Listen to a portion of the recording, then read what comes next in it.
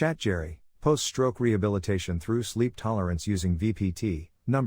1452, VPT Sharp 018, November 29, 2025. Gerald C. EclaireMD Foundation. Category: Sleep Medicine. After my hemorrhagic stroke on June 21, 2025, the most important signal in my recovery was not medication or diet, it was sleep. For more than 40 years I studied mathematics, physics, computer science, engineering, AI, and medicine, and one principle guided all my research. Every system on Earth follows the same mathematical theories and physical laws. Emotion sits on top, but biology still obeys structure, energy, and deformation. When I applied this system's view to sleep medicine, the patterns became clear. Before the stroke, I slept 5 to 7 hours. After the stroke, I required 7 to 9 hours. This was not a choice. It was a biological response to stabilize injured brain vessels, reduce metabolic strain, and restore neural function through oxygen and nutrient-rich blood flow. Sleep became my daily deformation curve, a measurable output showing how much internal repair my body needed. I began treating sleep hours as an engineering strain variable. In engineering,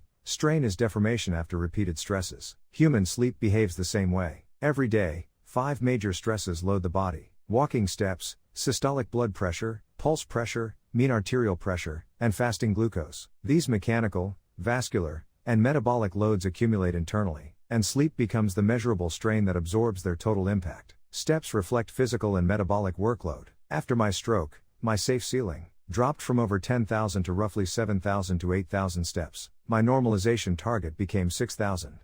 Systolic blood pressure, SBP, is the peak force on arteries and was the final trigger of my recent stroke. My target is 115 mm of mercury. Pulse pressure, PP, around 45 mm of mercury for me, represents pulsatile shocks in stiff vessels. Mean arterial pressure, MAP, my largest long-term stressor with a boundary of 85 mm of mercury, controls organ perfusion day and night. Fasting glucose, FPG, at 90 mg/dL reflects insulin resistance and microvascular metabolic strain. Together these 5 stresses bend the sleep curve. Using my VMT model, I analyzed how these inputs deform sleep. From June to November, sleep increased from 6.52 to 8.90 hours. This rise was smooth and consistent, showing that internal stress, not randomness, was shaping recovery. The VMT method converts sleep changes into strain rate, multiplies them by normalized inputs to become stresses, and integrates the areas under the stress-strain curves to produce viscoplastic energy. The results were powerful. Steps is 17%, FPG is 20%,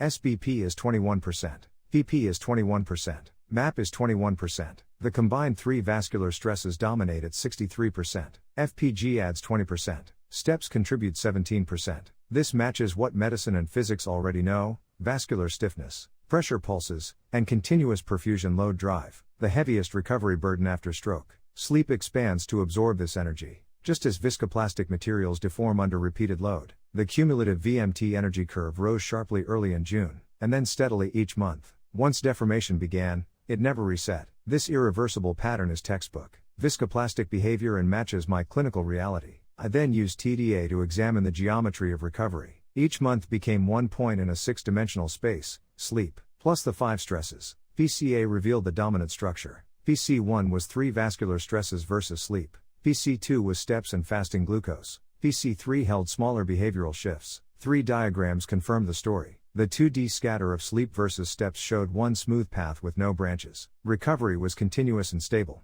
The 3D scatter of sleep, steps, and MAP showed a clean arc: high MAP with short sleep early, lower MAP with longer sleep later. Steps shifted along the arc, defining secondary variation. The radar chart showed SBP, PP, and MAP moving as a tight cluster, proving their dominance on PC1.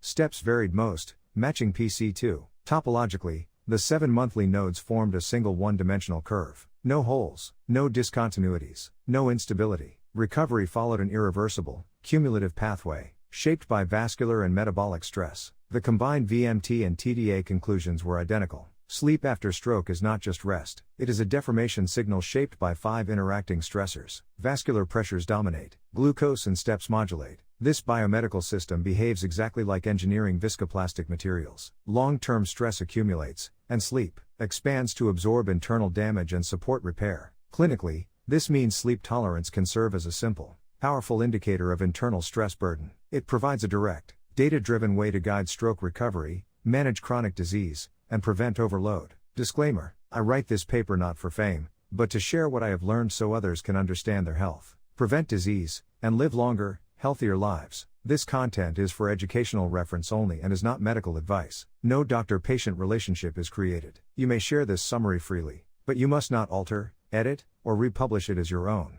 All intellectual property rights belong to the author, Gerald C.